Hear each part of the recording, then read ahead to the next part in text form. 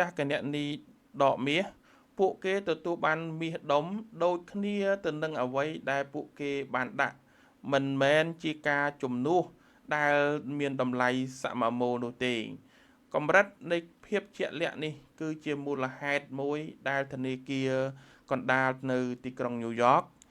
នៅតែត្រូវបានគេទុកចិត្តនៅក្នុងនាមជាអ្នកថែរក្សាមាសពិភពលោកដ៏ធំមួយអរគុណសម្រាប់ការទស្សនានៅវីដេអូនេះបើសិនបើលោកស្រីគិតថាជាមាតិកាមួយមានសារៈសំខាន់និងមានប្រយោជន៍ដល់សង្គម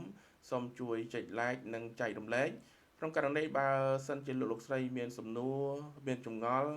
ឬមួយក៏ចង់បញ្ចេញជាមតិយោបល់សូមបញ្ចេញនៅក្នុងប្រអប់ comment ខាងក្រោមវីដេអូហើយអរគុណជាពិសេសសម្រាប់ការ Subscribe និងតាមដាននៅបណ្ដាញសង្គមរបស់ខ្ញុំបាទសៀនសុរតដើម្បីជាការលើកទឹកចិត្តនៅក្នុងការធ្វើមាតិកាជាបន្តទៀតនៅក្នុងខណៈនេះខ្ញុំបាទសៀនសុរតសូមអរគុណសូមជម្រាបលា